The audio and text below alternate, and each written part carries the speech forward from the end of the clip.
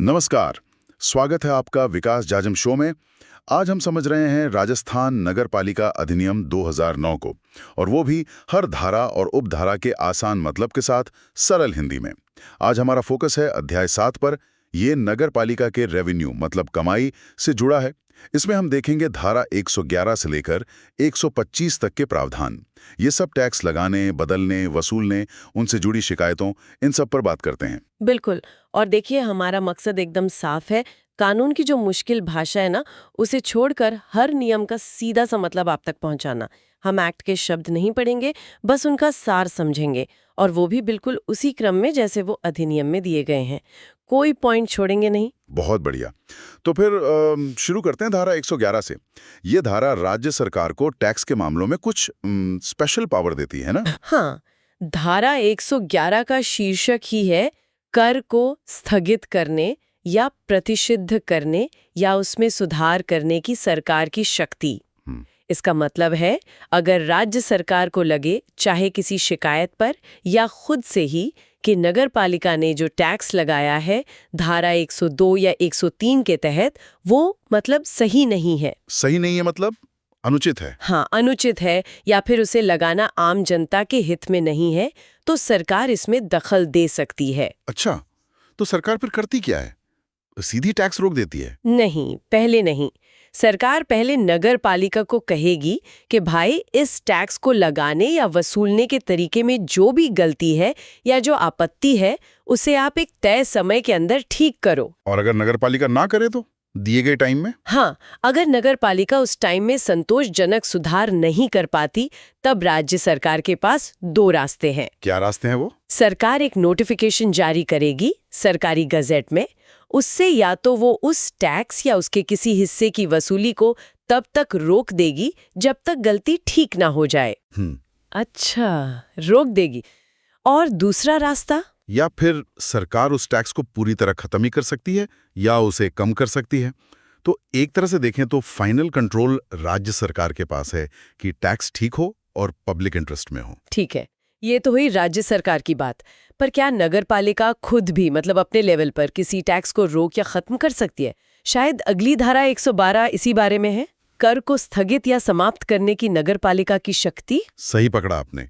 धारा 112 नगर पालिका को भी ये पावर देती है, लेकिन हाँ, इसमें एक शर्त है। शर्त? क्या शर्त? शर्त यह है कि ये राज्य सरकार के निर्देशों के दायरे में ही हो सकता है। अगर नगर पालिका को लगता है कि धारा 103 वाला कोई टैक्स लोकहित में नहीं है, तो वो खुद भी उसे रोक सकती है या खत्म कर सकती है। पर ऐसा करने से पहले उसे राज्य सरकार के जो सामान्य या विशेष आदेश हैं, उनको मानना होगा। तो हाँ, थोड़ी आज़ादी है, पर राज्य सरकार की निगरानी में। समझ गया। अच्छा, अब ये सवाल है कि ये जो टैक्स हैं, इनका असेसमेंट कौन करेगा? मतलब टैक्स तय कौन करेगा और कैसे? इसके लिए है धारा 113, कर का निर्धारण और कर निर्धारकों की नियुक्ति। जी, ये धारा पूरी प्रक्रिया बताती है। इसके मुताबिक राज्य सरकार नगरपालिक टैक्स का निर्धारण करने के लिए खास अधिकारी नियुक्त कर सकती हैं, जिन्हें कर निर्धारक यानी टैक्स असेसर्स कहते हैं। ये अधिकारी सरकार नियुक्त करती है। और ये टैक्स तय कैसे करते हैं? अपनी मर्जी से? नहीं नहीं, बिल्कुल नहीं। ये कर निर्धारक सरकार के बनाए नियमों के हिसाब से ही काम करेंगे। एक तय फॉर्मेट होगा, एक तय तरीका होगा, उसी से टैक्स का निर्धारण होगा, नियमों के आधार पर। और हाँ, राज्य सरकार अगर चाहे तो विशेष आदेश देकर इन कर निर्धारकों को टैक्स निर्धारण के अलावा और भी काम दे सकती है। ठीक है। अब टैक्स तय करने के लिए जानकारी तो चाहिए होगी ना, प्रॉपर्टी की डिटेल्स वगैरह। तो धारा 114 इसी से जुड़ी है। कतिपय जानकारियां देना और उन्हें देने में विफल रहने का परिणाम। इसका मतलब जानकारी देना कंपलसरी है। हाँ, बिल्कुल जरूरी है।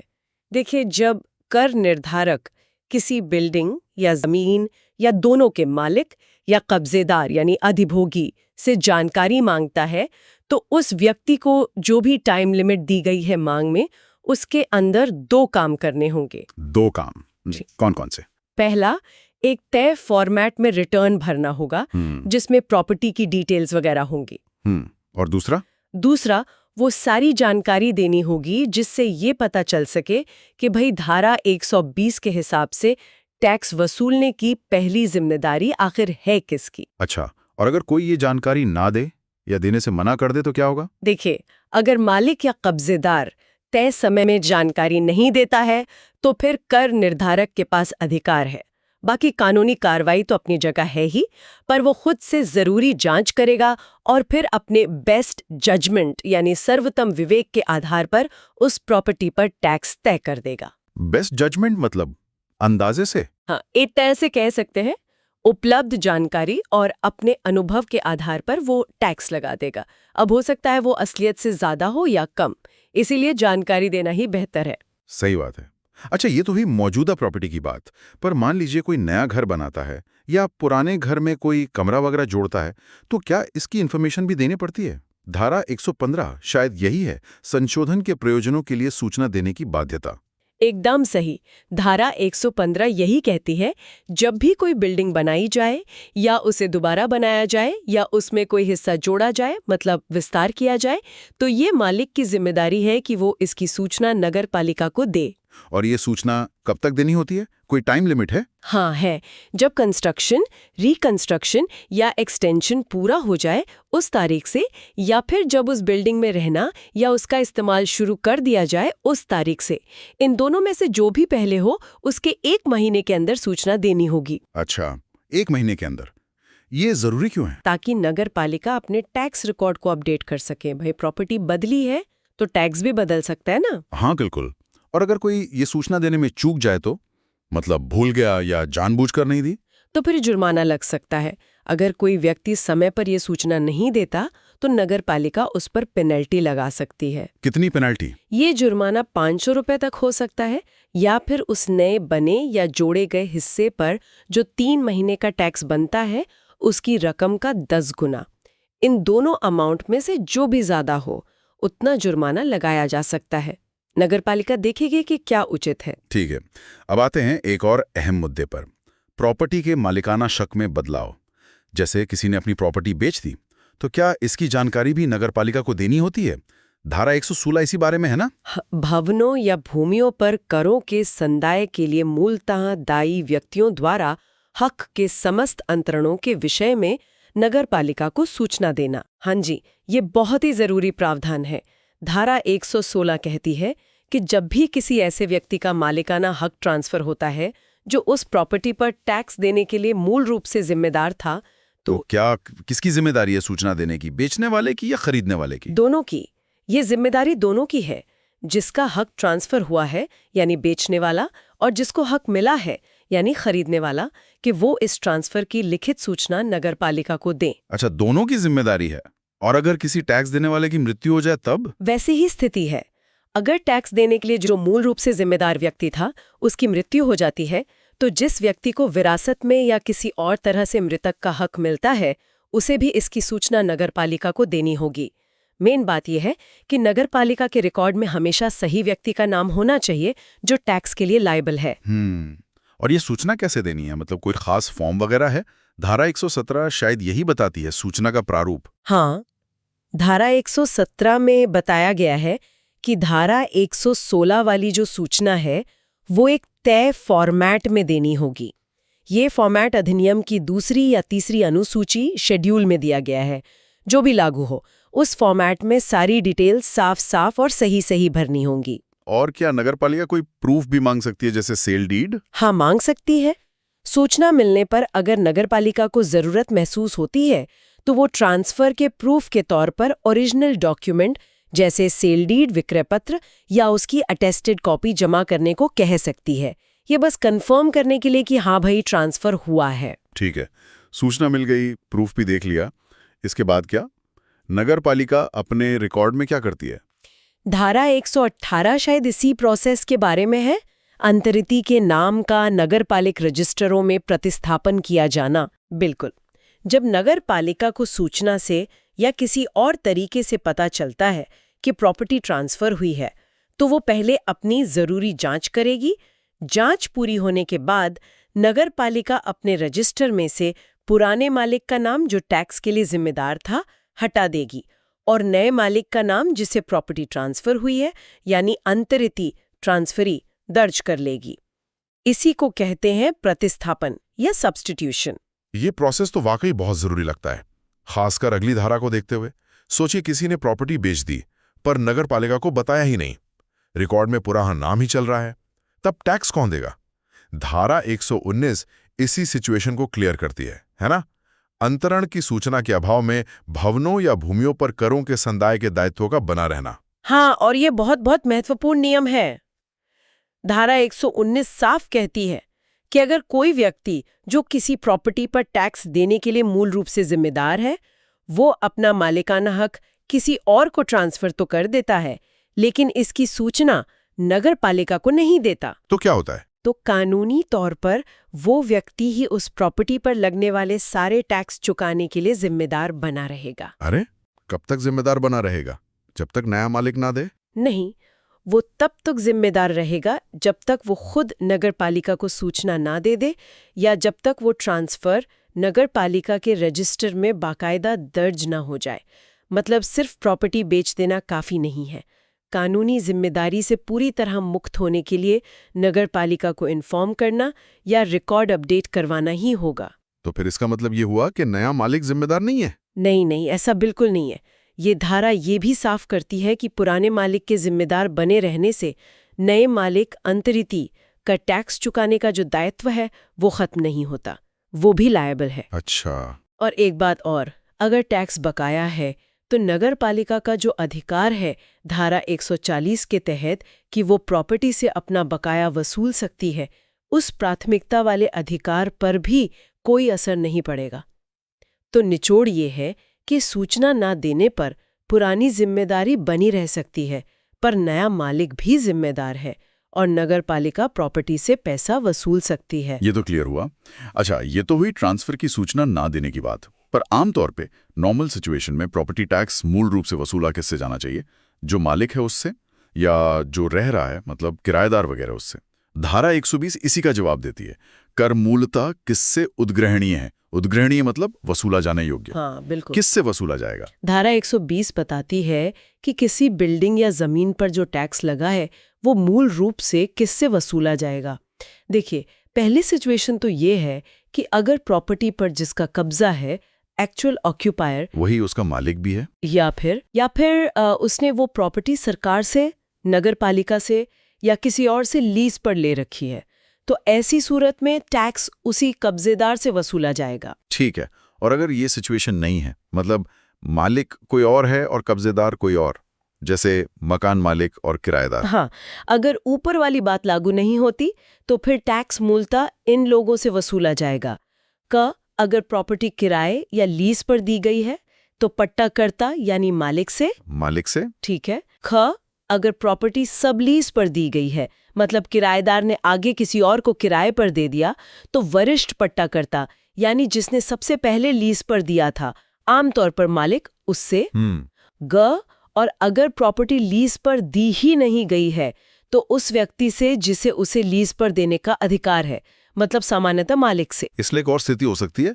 मान लीजिए जो व्यक्ति मूल रूप से जिम्मेदार है, जैसे मालिक, उससे टैक्स वसूल नहीं हो पा रहा, नगरपालिका कोशिश कर रही है पर मिल नहीं रहा, तब? हाँ, उसके लिए भी प्रावधान है। अगर मूल रूप से जो जिम्मेदार व्यक्ति है उससे टैक्स की रकम वसूल नहीं हो पाती, तो उस प्रॉपर्टी के किसी हिस्से पर जो काबिज है, जैसे मान लीजिए किराएदार, हाँ, तो उस किराएदार से उसके हिस्से के अनुपात में देय टैक्स का भाग वसूला जा सकेगा। मतलब पूरा टैक्स नहीं, जितना हिस्सा उसके पास है उस हिसाब से। लेकिन वो किराएदार तो बेचारा मूल रूप से जिम्मेदार नहीं था। अगर उसे देना पड़ गया तो उसका क्या? उसका नुकसान हो गया? नहीं, नुकसान नहीं, इसका भी समाधान है। अगर कोई ऐसा कब्जेदार जैसे किराएदार टैक्स भरता है जो इस धारा के तहत मूल रूप से जिम्मेदार नहीं था, तो उसे हक है। क्या हक? उसे हक है कि उसने जो पैसा भरा है वो उसे मूल रूप से जिम्मेदार व्यक्ति से यानी मालिक से वसूल कर ले। वो ये रकम मालिक को दिए जाने वाले किराए में से काट सकता है। इसे मुजराई या सेट ऑफ कहते हैं, या कोई और कानूनी तरीका अपना सकता है। अच्छा, ये व्यवस्था है। चलिए अब आगे बढ़ते हैं, अपील की बात करते हैं। अगर किसी को लगता है कि भाई मेरे ऊपर जो टैक्स लगाया है वो गलत है या टैक्स की रकम सही नहीं निकाली गई है, तो क्या वो इसके खिलाफ अपील कर सकता है? धारा 121 इसी बारे में है ना, कराधान से संबंधित अपीलें। हाँ जी, बिल्कुल। धारा 121 अपील का अधिकार देती है। अगर कोई व्यक्ति अपने टैक्स असेसमेंट से या उसमें किए गए किसी बदलाव ऑल्टरेशन से सहमत नहीं है तो वो उसके खिलाफ अपील दायर कर सकता है। अपील करनी कहाँ होगी, किसके पास? ये अपील कलेक्टर को की जाएगी या फिर राज्य सरकार किसी और अधिकारी को इस काम के लिए नियुक्त कर सकती है तो उसके पास की जाएगी। क्या सिर्फ असेसमेंट या बदलाव के खिलाफ ये अपील हो सकती है? मान लीजिए किसी ने तब अपील नहीं की, पर बाद में नगर पालिका ने टैक्स जमा कराने का नोटिस भेज दिया, तब? हाँ, उसका भी प्रावधान है। अगर किसी ने असेसमेंट या बदलाव के खिलाफ अपील नहीं की थी, लेकिन बाद में उसे धारा 130 के तहत टैक्स जमा करने का मांग नोटिस मिला, तो वो उस मांग नोटिस के खिलाफ भी उसी अधिकारी के पास अपील कर सकता है जिसके पास पहले कर सकता था। ठीक है। अब अपील करने के लिए क्या कोई शर्तें भी हैं, जैसे कोई टाइम लिमिट हो या कुछ पैसे जमा कराने हो? धारा 122 इसी के बारे में है। परिसीमा और दावाकृत कर का पूर्व निक्षेप। परिसीमा मतलब टाइम लिमिट। हाँ, परिसीमा मतलब लिमिटेशन या समय सीमा, और पूर्व निक्षेप मतलब पहले जमा करना। तो धारा 122 में 2 मुख्य शर्तें बताई गई हैं। जब तक ये पूरी नहीं होंगी, अपील सुनी नहीं जाएगी, उस पर फैसला नहीं होगा। अच्छा, पहली शर्त क्या है, टाइम लिमिट वाली? जी, पहली शर्त है टाइम लिमिट। अगर मामला बिल्डिंग या जमीन पर लगे टैक्स का है तो अपील कब करनी है?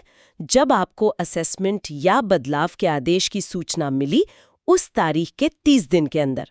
हाँ, इसमें आदेश की कॉपी मिलने में जो टाइम लगा वो गिना नहीं जाएगा। 30 दिन के अंदर। ठीक है। और अगर किसी दूसरे टैक्स का मामला है तो जब असेसमेंट या बदलाव का नोटिस मिला उसके 30 दिन के अंदर।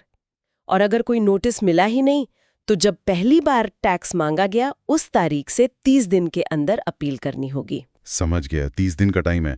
और दूसरी शर्त? वो पैसे जमा कराने वाली। हाँ, दूसरी शर्त है पूर्व निक्षेप यानी प्री डिपॉजिट। जो भी अपील कर रहा है उसे अपील में जितनी टैक्स की रकम का विवाद है वो पूरी रकम पहले नगर पालिका ऑफिस में जमा करानी होगी। पूरी रकम? क्या इसमें कोई छूट मिल सकती है? मान लीजिए कोई इतनी बड़ी रकम एक साथ जमा नहीं करा सकता। हाँ, इसमें एक गुंजाइश रखी गई है। जो अपील सुनने वाला अधिकारी है, अगर उसे लगता है कि वाजिब कारण है तो वो लिखित में कारण बताकर और कुछ शर्तें लगाकर बिना पूरी रकम जमा कराए भी या कम रकम जमा कराने पर भी अपील को सुनवाई के लिए मंजूर कर सकता है। लेकिन ये उसकी मर्जी पर है। हाँ, ये अधिकारी के विवेक पर निर्भर करेगा। वो कारण देखेगा, स्थिति समझेगा, फिर फैसला लेगा। ठीक है। अब अपील की प्रक्रिया में कुछ खर्चे भी तो होते होंगे, वकील का खर्चा, आने जाने का। तो इन खर्चों का भुगतान कौन करेगा? धारा 123 इसी के बारे में है। खर्चे? जी, धारा 123 कहती है कि हर अपील में खर्चों का भुगतान कौन करेगा, ये तय करना उस अधिकारी के विवेक पर है जो अपील का फैसला कर रहा है। वो तय कर सकता है कि खर्चा किस पार्टी को मिलेगा या दोनों पार्टियां अपना अपना खर्चा उठाएंगी। अच्छा, अगर अधिकारी फैसला करता है कि नगर पालिका को खर्चा मिलना चाहिए तो वो कैसे वसूलेगी? अगर खर्चे नगर पालिका को दिलाए जाते हैं तो नगर पालिका उन्हें वैसे ही वसूल करेगी जैसे वो अपने बाकी टैक्स या बकाया वसूलती है। इसी अध्याय में उसका तरीका बताया गया है। और अगर खर्चा अपील करने वाले व्यक्ति को दिलाया जाता है, मान लीजिए कोर्ट ने कहा है कि नगर पालिका अपील करने वाले को खर्चा देगी और नगर पालिका ने नहीं दिया, तो उसका भी इंतजाम है। अगर अपील करने वाले को खर्चे दिलाए जाते हैं और नगर पालिका को जब आदेश की सूचना मिलती है उसके 30 दिन के अंदर वो पेमेंट नहीं करती, तो क्या? तो खर्चा दिलाने वाला जो अधिकारी था वो सीधे नगर पालिका के खजाने, नगर पालिक निधि की जो देखरेख कर रहा है, उसे आदेश दे सकता है कि भाई ये रकम अपीलकर्ता को तुरंत भुगतान करो। अच्छा, डायरेक्ट ऑर्डर दे सकता है। ये तो ठीक है। अब एक बहुत ही महत्वपूर्ण सवाल, क्या ये जो टैक्स लगाने, वसूलने या अपील वाले मामले हैं, इनको सामान्य सिविल कोर्ट या क्रिमिनल कोर्ट में ले जाया जा सकता है? क्या वहां चुनौती दे सकते हैं? धारा 124 कुछ रोक लगाती है शायद। कराधान के मामले में सिविल और दांडिक न्यायालयों की अधिकारिता का वर्जन मतलब रोक ही हुआ ना। हाँ, वर्जन का मतलब है रोक लगाना, बाहर रखना, बार ऑफ जुरिस्डिक्शन। धारा 124 यही करती है। ये साफ करती है कि नगर पालिका टैक्स से जुड़े मामलों में सामान्य अदालतों का दखल बहुत सीमित है। ये कहती है कि इस एक्ट में जो अपील वगैरह के रास्ते दिए गए हैं उनके अलावा किसी भी टैक्स वैल्यूएशन या असेसमेंट पर किसी और अथॉरिटी के सामने कोई आपत्ति नहीं की जा सकती। मतलब कोर्ट नहीं जा सकते कि मेरा टैक्स गलत लगा है, नहीं किसी व्यक्ति के टैक्स असेसमेंट या उसकी टैक्स देने की जिम्मेदारी पर कहीं और सवाल उठाया जा सकता है सिवाय उन तरीकों के जो इस एक्ट में दिए हैं। तो जो अपील अधिकारी का फैसला है वही फाइनल? बिल्कुल। वैल्यूएशन, असेसमेंट या टैक्स लायबिलिटी के बारे में अपील अधिकारी जो भी आदेश देगा, चाहे वो टैक्स को कंफर्म करे या रद्द करे या उसमें बदलाव करे, वो आदेश अंतिम माना जाएगा। उसे सामान्य अदालतों में चैलेंज नहीं किया जा सकता। लेकिन क्या अपील अधिकारी खुद अपने फैसले को दोबारा देख सकता है? मान लीजिए उससे कोई गलती हो गई हो। हाँ, इसकी गुंजाइश है। अपील अधिकारी के पास ये पावर है कि वो या तो किसी के एप्लीकेशन पर या खुद से ही स्वप्रेरणा से अपने द्वारा अपील में दिए गए किसी भी आदेश का पुनर्विलोकन कर सकता है। रिव्यू कब तक कर सकता है? लेकिन ये रिव्यू मूल आदेश की तारीख से 3 महीने के अंदर ही हो सकता है और इसके लिए उसे एक और आदेश पास करना होगा, 3 महीने के बाद नहीं। ठीक है, अब आते हैं इस हिस्से की आखिरी धारा पर, धारा 125 व्यावृत्तियां। ये व्यावृत्तियां क्या होती हैं? सेविंग्स क्लॉज जैसा कुछ? हाँ, आप सही समझ रहे हैं। व्यावृत्तियों का मतलब है कुछ चीजों को बचाना या कुछ बातों को साफ करना ताकि छोटी मोटी बातों पर पूरी प्रक्रिया ही अवैध न हो जाए।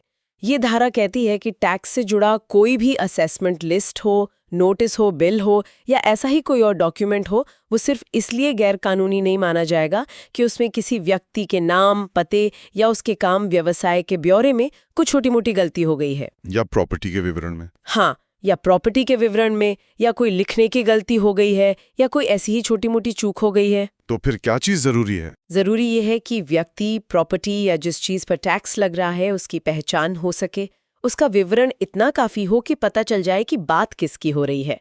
अगर पहचान साफ है तो छोटी मोटी गलतियों के बावजूद वो डॉक्यूमेंट वैलिड रहेगा।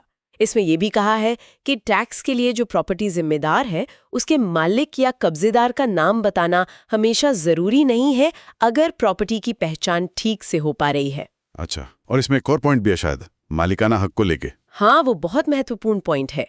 ये धारा आखिर में ये साफ करती है कि किसी प्रॉपर्टी पर टैक्स लगाना या वसूलना उद्ग्रहण उस प्रॉपर्टी के मालिकाना हक टाइटल का फैसला नहीं माना जाएगा। इसका क्या मतलब हुआ? इसका मतलब ये कि सिर्फ इसलिए कि कोई व्यक्ति किसी जमीन या मकान पर टैक्स दे रहा है, ये अपने आप में इस बात का कानूनी सबूत नहीं बन जाता कि वही उसका मालिक है।